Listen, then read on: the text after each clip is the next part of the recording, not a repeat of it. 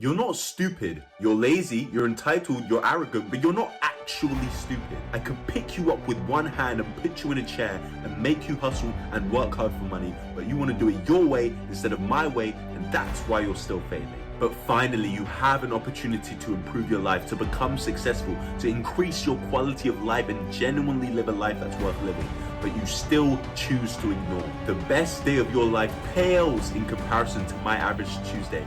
But the point of this isn't to upset you, isn't to make you feel bad, but it's to motivate you to improve your life. It's to make you realize that you can genuinely become rich and genuinely become financially free if you just put in the work. You can change your destiny, but you cannot quit. In Finance Academy, you'll be taught every single wealth creation method known to man that will make you economically prosperous, all for a very low price. You are the only one who can make this work, and you're the only one who can mess this up.